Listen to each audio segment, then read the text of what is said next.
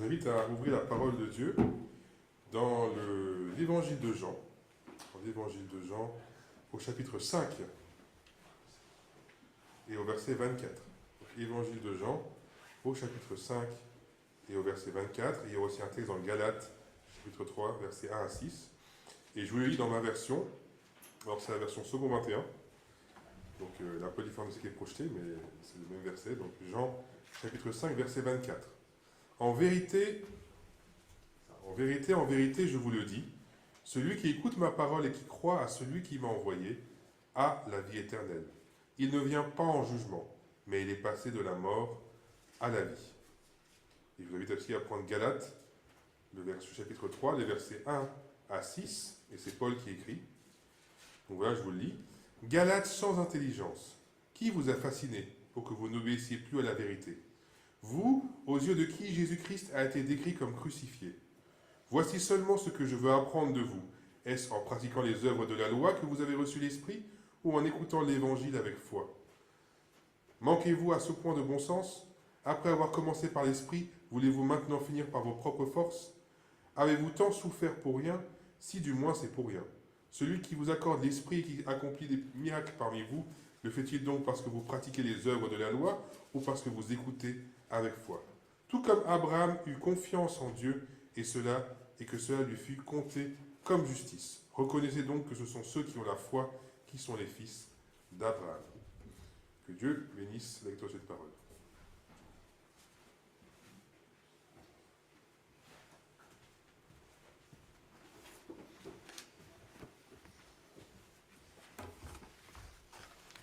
Merci à Samuel pour la lecture de la parole de Dieu. Oui, j'ai intitulé le message que j'ai voulu partager avec vous ce matin. Je l'ai intitulé donc Choisir la vie et non la mort. Ça paraît un peu, je dirais, étonnant peut-être comme intitulé, parce que c'est vrai que en général, je dirais, le Seigneur a mis dans nos cœurs, je dirais, le désir de vivre. De vivre le plus longtemps possible et je dirais dans les meilleures conditions possibles. Ce n'est qu'exceptionnellement dans le désespoir qu'on peut parfois avoir des idées d'en finir, nous le savons. Mais quelque part, je l'ai intitulé de cette manière parce que il y a quelque chose, je dirais, qui peut paraître apparemment contradictoire dans ce titre, mais qui est une réalité que l'on découvre au fur et à mesure qu'on lit et qu'on approfondit la parole de Dieu. Parce que dès, je dirais, le ciel, la Bible nous l'apprend, Lucifer, le porte-lumière, qui deviendra, je dirais, le diable, celui qui accuse, qui divise, pardon, Satan l'accusateur. À partir de là, en entraînant un tiers des anges et ensuite en tentant nos premiers parents, nous voyons bien que quelque part, son esprit de manipulation, de tromperie, va avoir de l'effet, puisque nous le savons, nos premiers parents se sont cachés. La Bible dit qu'ils ont ressenti leur nudité, mais c'est avant tout je dirais pas tellement la nudité physique, mais plus le fait qu'ils étaient dans une relation de confiance, qu'ils aimaient le Créateur, qu'ils aimaient Dieu, le Père, son Fils, et qu'ils considéraient jusqu'au moment où le doute a été distillé dans leur cœur, comme un Père aimant qui leur voulait du bien, qui avait un amour inconditionnel, cet amour agapé, dont parle la Bible. Et dorénavant, ils se sentaient nus, ils se sentaient mal à l'aise, ils se cachèrent d'ailleurs.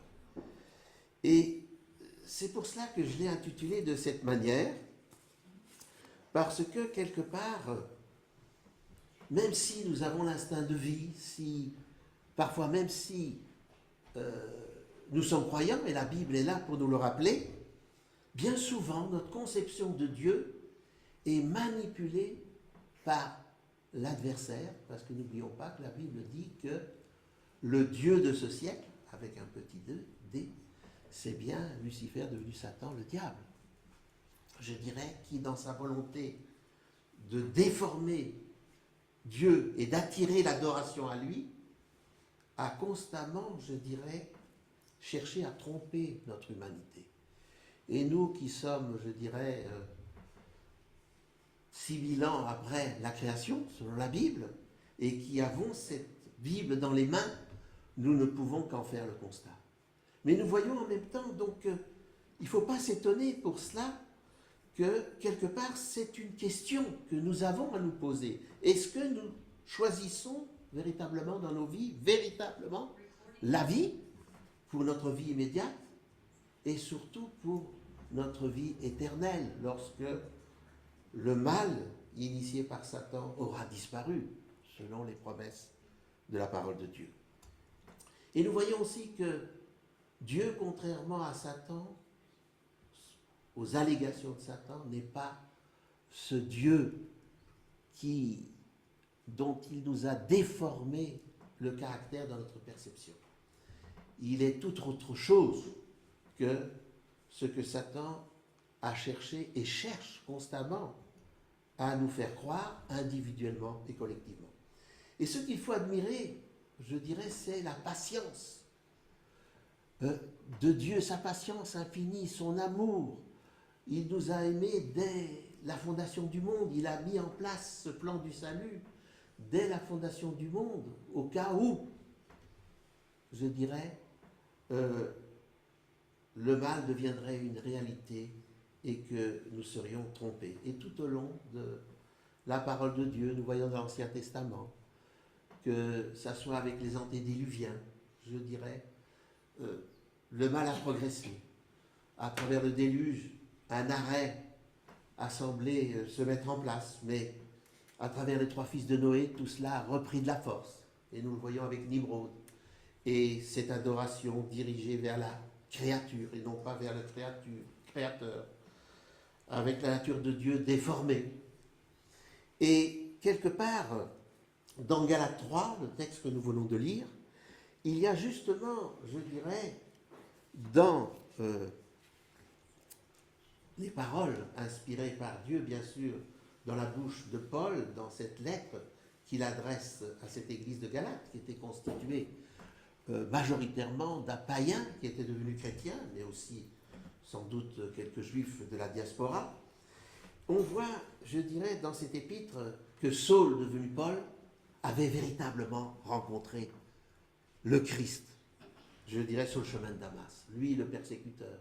Lui qui, comme tous ses frères juifs, connaissant les prophéties de Daniel, attendait le Messie roi pour être délivré de l'occupation romaine et qui sera présent, je dirais, croyant faire la volonté de Dieu en persécutant ces premières églises chrétiennes, ces juifs qui avaient, après la résurrection et l'ascension du Christ, cru véritablement qu'il était le Messie souffrant annoncé, entre autres, par Ésaïe, tel que nous pouvons le lire dans Ésaïe 53, et qui, dorénavant, malgré qu'il avait été présent à la lapidation d'Étienne, véritablement, lui qui était aussi pharisien, un petit peu un théologien de l'époque, va véritablement avoir ce courage, guidé par l'Esprit de Dieu, de faire volte-face.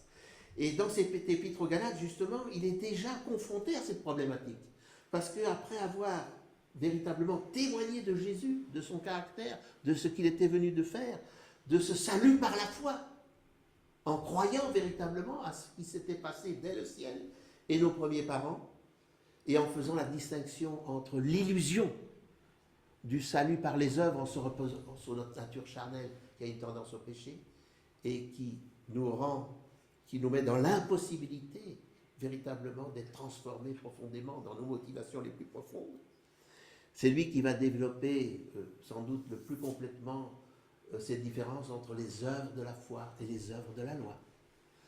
C'était, je dirais, l'obstacle contre lequel Luther, plus tard, malgré sa lecture, je dirais, de la Bible et entre autres du Nouveau Testament, verra à quel point, lui, le prêtre catholique, l'Église s'était fourvoyée, avait dérivé dans le salut par les œuvres, particulièrement dans ce contexte de la construction, je dirais, de la grande église à Rome, et qui, quelque part, faisait le commerce des indulgences. Et c'est pour cela qu'il va être véritablement convaincu du salut par la foi, mais il dira néanmoins de l'épître de Jacques que c'est une épître de paille, parce que dans l'épître de Jacques, Jacques appuie sur le fait que la foi sans les œuvres est morte. Mais il s'agit des œuvres de la foi et pas donc les... Et quelque part, c'est quelque chose qui est resté souvent dans le protestantisme, de croire que la loi a été clouée à la croix, dans le sens que merci Seigneur d'avoir tout accompli. Mais la loi n'est pas supprimée, puisque le Christ est le même hier, aujourd'hui, éternellement, qu'il est venu accomplir parfaitement la loi et les prophètes, selon ses paroles. Mais quelque part, il fallait comprendre ce distinguo. Et pour revenir à l'église des Galates, c'était la problématique. Certains juifs qui avaient gardé cette dimension légaliste, devenus chrétiens, qui étaient venus dans cette église de Galates, avaient troublé leur cœur et leur esprit, justement en les faisant revenir, je dirais, dans cet esprit de servitude du légalisme étroit. Et alors, je vais reprendre avec vous donc ce texte de Galates 3, et reprendre le texte. Ô Galates insensés, qui vous a fasciné, vous, aux yeux de qui a été dépeint Jésus-Christ crucifié? Voici seulement ce que je veux apprendre de vous. Est-ce en pratiquant la loi que vous avez reçu l'Esprit, ou en écoutant avec foi? Il leur rappelle, je dirais, leur premier amour, ce que l'Esprit avait convaincu en eux, eux qui en étaient éloignés par leur pratique et leur croyance. Êtes-vous tellement insensés après avoir commencé par l'Esprit? Allez-vous maintenant finir par la chair? Avez-vous fait tant d'expériences en vain? Si du moins c'est en vain. Celui qui vous accorde l'Esprit et qui opère des miracles parmi vous, le fait-il donc parce que vous pratiquez la loi ou parce que vous écoutez avec foi? Ainsi Abraham crut Dieu et cela lui fut compté comme justice. Reconnaissez-le donc, ceux qui ont la foi sont fils d'Abraham. Alors on va continuer par la suite la lecture, mais c'est intéressant, je dirais, dans cet épître, dans ce chapitre 3 de sa lettre aux Galates, de voir que, contrairement justement, je faisais un peu allusion, je dirais, à la mauvaise compréhension qu'a eu le protestantisme malgré leur retour au salut par la foi au XVIe siècle, c'est de quelque part de faire une séparation entre le premier et le deuxième testament, avant et après le Christ, entre, comment on pourrait dire ça, la première, l'ancienne et la nouvelle alliance.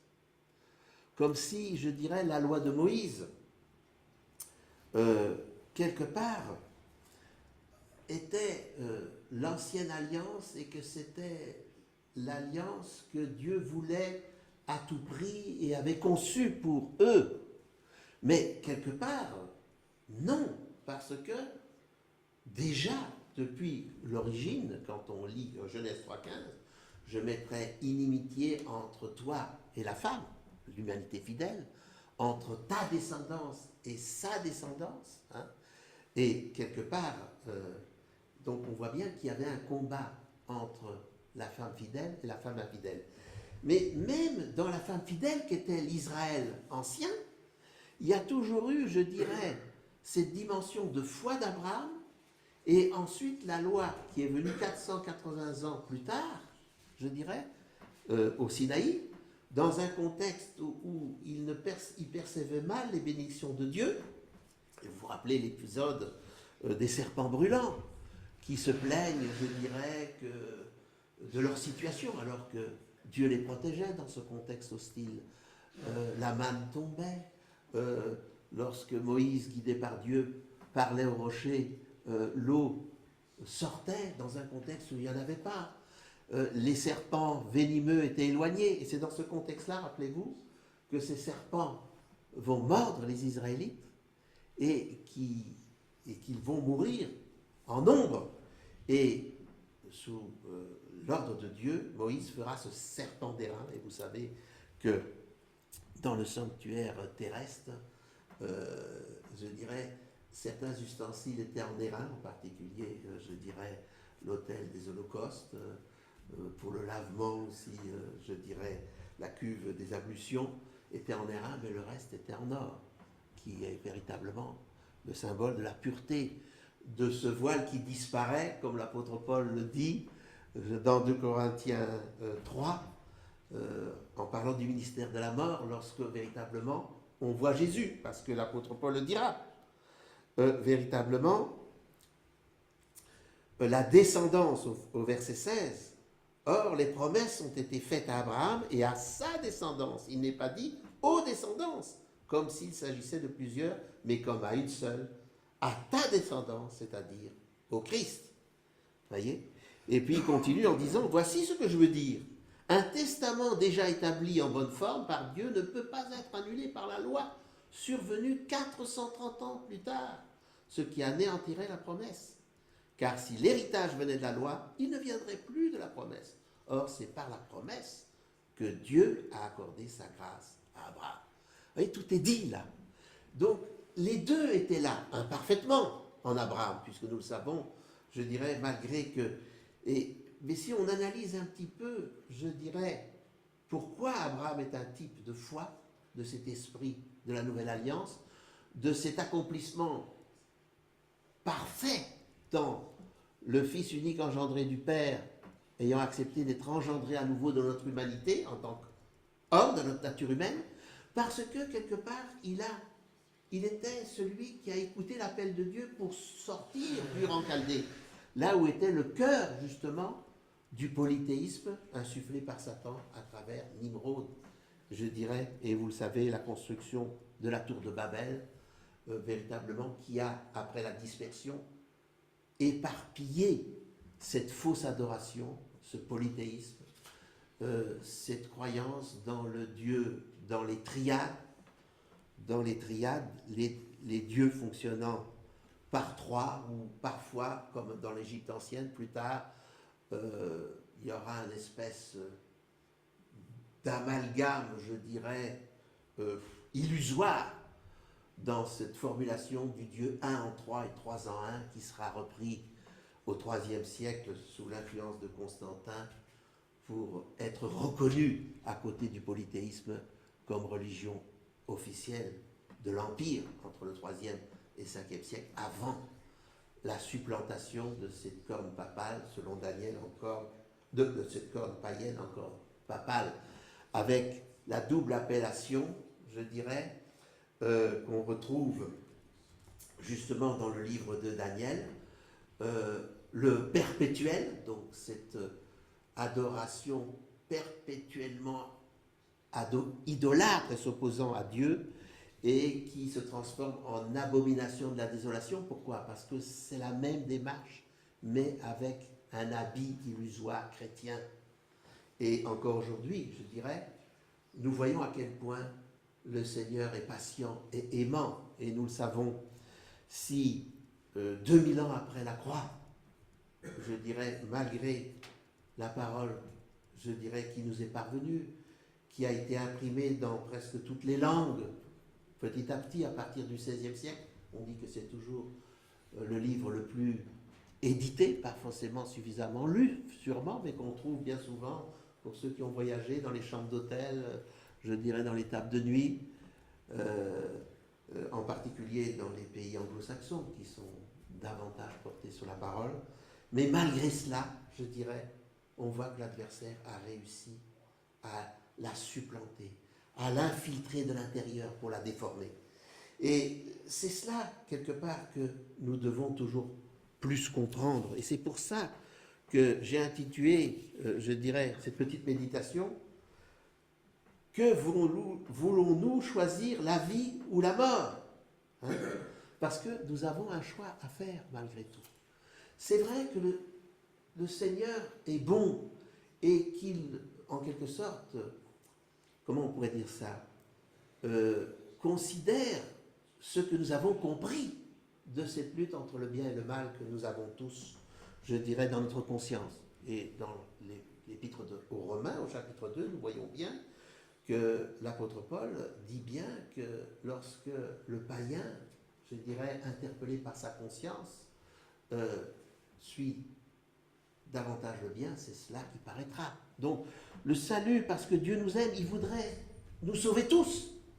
Mais quelque part, en même temps, parce qu'il est un Dieu de liberté, il ne peut pas le faire, parce qu'autrement, le cycle du mal, je dirais, se perpétuerait éternellement.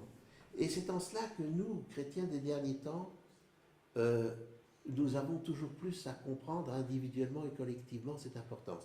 Et alors, je voudrais remercier tout particulièrement, je ne l'ai peut-être pas pris avec moi, mais je vais le faire, le dernier livre, je dirais un des derniers livres en tout cas, que nous avons donc pris, je crois que beaucoup l'ont, c'est le livre Enfin réconcilié, et qui véritablement, justement, touche ce problème. Parce que la réconciliation avec Dieu, la problématique ne vient pas de Dieu.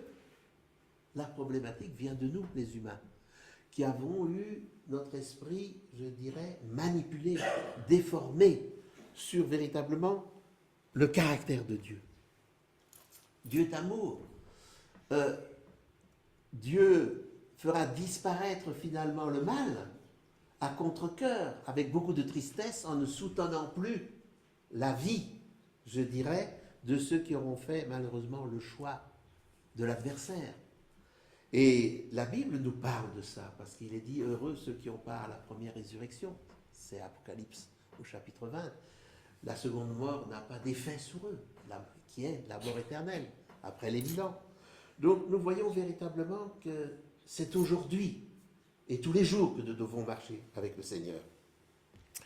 Et je remercie, je dirais particulièrement, je peux le dire, Adrien Ebens, je dirais, parce que le Seigneur l'a guidé pour toujours mieux comprendre ce sujet. Nous le savons, et vous qui êtes ici, forcément vous avez compris, je dirais, l'importance du sujet.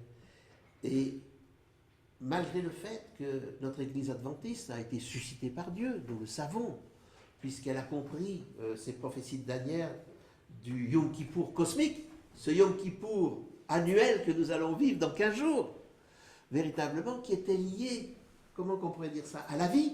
Dans quel sens?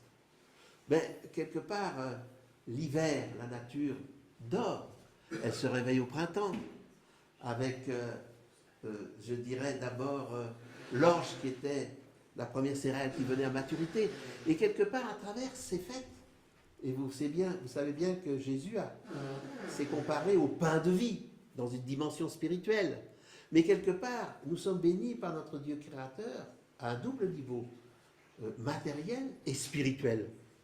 Et le cycle dans lequel nos premiers parents étaient dans le jardin d'Éden, et l'ont été très longtemps, et le sont encore aujourd'hui, c'est au sein de cette nature, je dirais, de voir les bénédictions de Dieu qui fait pleuvoir, qui donne le soleil pour faire pousser la nourriture de chaque jour dont nous avons besoin. Et c'est ça le sens de ces fêtes. C'est de remercier le Seigneur pour son accompagnement journalier de tous les jours, dans toutes les dimensions de notre vie. Et quelque part, nous le savons, dans le livre d'Ésaïe, il y a une allusion à cela, que nous reviendrons dans ce que le Seigneur avait prévu, et que quelque part, la mort ne sera plus. Les animaux féroces d'aujourd'hui cohabiteront avec, je dirais, les animaux, comment on pourrait dire ça, inoffensifs, tels qu'un agneau peut l'être, et d'autres. Et il y a toutes ces dimensions. Mais ces dimensions-là, forcément, et c'est ce que le Seigneur avait pu éclairer, je dirais, dans les millérites, les adventistes, c'est la dimension cosmique, qui est très importante aussi, parce qu'un jour est comme 1000 ans. Et vous connaissez l'importance du chiffre 7. Les semaines sont par 7. Les phases de la Lune aussi, qui gèrent notre temps, sont de cette manière. Et je remercie véritablement le Seigneur d'avoir inspiré notre frère pour véritablement, dans ce livre, enfin réconcilier le chemin vers une restauration totale avec Dieu. C'est à cela que nous sommes appelés aujourd'hui. Et quelque part, notre compréhension de notre situation en cette fin des temps est très importante. Vous le savez, l'Apocalypse, la révélation faite à Jean nous parle des deux actes d'adoration. La fausse, dans Apocalypse 14 et 18, où véritablement Satan attirant l'adoration à lui, on prend la marque de la bête, qui n'est pas seulement le dimanche, mais aussi toutes ses fausses valeurs. Et vous voyez bien qu'aujourd'hui, dans tous les événements que nous vivons, à quel point c'est ce moment de pandémie, qui est bien sûr manipulé, puisque la Bible nous rappelle que le diable tient toute l'humanité dans la peur de la mort, c'est dans la parole de Dieu. Et quelque part, il y a cette dimension dans ce que nous venons de vivre depuis 2020, bien entendu. Parce que quand on a peur, on se soumet. On accepte ce qu'on nous dit. La guerre, il y a toujours eu des guerres, mais vous voyez bien que dans un contexte de mondialisation aujourd'hui, la guerre se met en place. Mais la guerre, réfléchissez bien.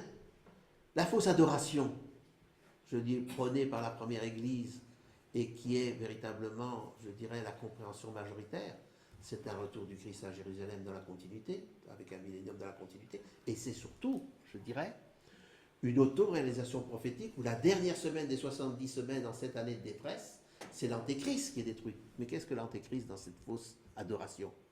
C'est la blessure que la bête a subie à la Révolution française, qui a donné la liberté après, chez nous, après 3 ans et demi de terreur, puisqu'il y avait tellement de rancœur de la manipulation et de l'oppression de la grande Église, qui a fait cela, mais ensuite, il y a eu une interaction avec, et vous savez que la statue de la liberté a été donnée par la France à l'entrée du port de New York, liberté de conscience. L'Amérique protestante promet sur la Bible, mais il y a cela. Mais c'est cela qui est en train de disparaître aussi bien dans notre Europe de l'Ouest qu'en Amérique. De nouveau remonte, je dirais, l'arrivée de la théocratie mondialisée. Vous le voyez avec les tensions qu'il y a aussi au Brésil. Je dis ça pourquoi? Parce que la guérison de la bête, justement, elle guérit que, et nous savons, Apocalypse 13, qu'est-ce qu'elle dit? Le faux prophète dit, donc la bête qui sort de la terre, dit de faire une image de la bête qui avait été blessée et qui vivait, vous voyez, dans un contexte mondialisé. Et dans cette lecture-là de la dernière semaine, l'antéchrist, c'est quoi? C'est justement la blessure qu'elle a eue. C'est la séparation du religieux et du politique. D'où la volonté de la rendre exécrable, mauvaise, inefficace, pour que la théocratie mondialisée, après un oubli de 2 siècles, oubliant ce qu'elle était réellement, l'illusion justement de l'esprit de l'ancienne alliance pour la faire vivre, et encore, même pas en référence à la fidélité, mais avec les mêmes méthodes, reviennent dans une illusion. Et c'est ça que nous sommes en train de vivre, d'où l'importance véritablement de comprendre le Seigneur. Le Seigneur nous tend la main. Il n'attend que ça, mais pour être complètement réconcilié et le comprendre complètement, il faut se libérer de toutes ces illusions. Et c'est un peu cela que je voulais avancer, comment dire ça, aborder avec vous ce matin. Que le Seigneur, je dirais, en quelque part, nous aide. Cette semaine, je dirais, je l'avais un peu feuilleté, mais je ne l'avais pas lu complètement. Mais peut-être la plupart d'entre vous, vous l'avez lu complètement, mais je vous invite véritablement à le lire, véritablement en profondeur. Car c'est un livre vraiment qui nous éclaire. Vous savez, il y a la promesse dans le livre de Joël, vos fils et vos filles prophétiseront, vos enfants auront des visions et des songes. Donc, quelque part, l'Esprit du Seigneur, il est sur nous tous. C'est vrai que nous avons raison, je dirais, d'avoir un grand respect, je dirais, pour ceux qui ont parlé prophétiquement. Ce n'est pas seulement annoncer l'avenir, c'est aussi parler avec l'Esprit du Seigneur. Et les White dans notre Église a une place prépondérante. Mais aujourd'hui, et je remercie le Seigneur, ils sont humbles, nos prophètes d'aujourd'hui. Mais ce sont des prophètes qui véritablement parlent de la part de Dieu, je dirais, pour nous éclairer. Et que nous sachions toujours les discerner, mais toujours en fidélité, je dirais, parce que c'est un seul et même esprit qui est en action, avec tous ceux qui nous ont précédés. Que le Seigneur nous aide à garder notre confiance et notre assurance en Dieu dans ces temps difficiles, à tout point de vue. Au point de vue, je dirais, professionnel, au point de vue de nos familles, je dirais, dans ce monde qui va mal, dans cette incertitude qui monte. Ce n'est pas pour rien que dans Daniel 11, le chapitre commence, ce sera un temps de détresse tel qu'il n'y en a jamais eu. Mais il est il est de détresse pour la majorité des gens parce qu'ils ont une attente trompeuse. Et c'est pour ça que Babylone, à la fin des plaies, finit par se partager, à se casser. Parce qu'ils voient, vous savez, cette théocratie mondialisée qui va se mettre en place avec une dimension dictatoriale pour limiter le mal, ça sera une illusion. Rien n'ira mieux. Mais vous voyez, c'est la véritable connaissance de la vérité, ça ne suffit pas. Le diable connaît aussi la vérité, mais il ne se soumet pas à la vérité. Mais c'est important de comprendre, parce qu'il y a un parallèle entre le prophétisme et la politique. Même du temps de Daniel, ça a toujours été ça. Ça permet, je dirais, les deux axes prophétiques marchent en parallèle, la fausse et la vraie. Et c'est pour ça que j'ai intitulé « Choisir la vie et non la mort ». C'est apparemment contradictoire, je dirais, puisque on aime vivre, mais il faut aimer vivre véritablement en reconnaissant Dieu dans tout ce qu'il est et dans l'humilité, en regardant le Christ, et parce que c'est aussi le Christ, l'Esprit du Christ, qui parle dans la révélation faite à Jean lorsqu'il était à Patmos, pour véritablement discerner les plans du malin et véritablement pas nous laisser tromper. Parce que c'est vrai que même en étant trompé, on peut être sauvé, mais quelque part, il y a plus de chances d'être trompé, parce que, rappelez-vous ce qu'il dit, le Seigneur, « Je viens comme un voleur et toutes les tribus de la terre se lamentent. » Mais ils se lamentent pourquoi? Parce qu'ils ont accueilli le voleur qui est venu avant, qui est le diable. Vous voyez? Et Jésus l'a dit aux Israélites, aux dirigeants spirituels. Hein, vous avez pour père le diable. Hein? Pour ne pas avoir reconnu et être resté dans le même état d'esprit, c'est l'autre que vous allez accueillir. Vous savez qu'aujourd'hui, la grande église dit les deux témoins de Dieu. C'est nous, la seule église chrétienne, qui rassemble en plus, je dirais, toutes les religions. Vous voyez bien, donc c'est pas très compatible. Et c'est Israël. Mais Israël d'aujourd'hui, qui est toujours dans le même état d'esprit que leurs ancêtres, à moins, comme l'apôtre Paul le dit dans l'Épître aux Romains, qu'ils prennent conscience qu'ils se sont trompés véritablement, mais aussi dans toutes les dimensions, parce que, je voudrais quand même vous dire quelque chose, beaucoup de juifs qui deviennent chrétiens aujourd'hui, d'abord, c'est souvent les évangéliques, et quelque part, il y a quelque chose de fort dans leur témoignage, il faut le reconnaître, mais malheureusement, ils sont infiltrés au niveau de la compréhension prophétique par le futurisme catholique. Et dans cette lecture-là, qu'est-ce qui se passe? Ils pensent qu'à travers, je dirais, l'épreuve, je dirais, comment dire ça, de la pression qui monte sur Israël, alors qu'il est retourné, voilà, quelque part, à travers cette pression et cette épreuve, ils vont se repentir. Oui, c'est possible, mais ils peuvent se repentir pour, je dirais, le véritable avènement ou le faux. Et le problème, c'est que le message majoritaire, c'est quoi? C'est justement de croire que le Christ va revenir à Jérusalem avec le millénium dans la continuité. Le problème, il est là. Et l'adversaire a toujours devancé le plan du salut. Vous voyez? Et on a un témoignage, je dirais, qui est délicat, j'en conviens, mais avant tout, ce qui est très nécessaire, c'est de se laisser transformer par l'Esprit du Seigneur, véritablement, pour que ce témoignage de nos vies, mais aussi la compréhension prophétique, puisse faire son chemin. Que le Seigneur nous aide dans cela, parce que véritablement, on est dans un compte à rebours. Il faut s'en prendre conscience. Beaucoup, je dirais, n'en prennent pas conscience. Mais c'est quelque chose, je dirais, qu'il nous faut considérer. Que le Seigneur nous aide, je dirais, à rester fidèles, à agir aussi avec sagesse, car l'apôtre Paul le disait, je suis juif avec les juifs, grec avec les grecs, pas pour déformer la vérité, mais pour ne pas être une pierre d'achoppement. Jésus aussi, dans ses exemples, dans sa vie, nous voyons, agissait différemment en fonction des personnes qu'il rencontrait. Et c'est vrai qu'il faut prier en ce sens pour témoigner avec sagesse. Que le Seigneur nous aide dans ces temps de la fin. Amen.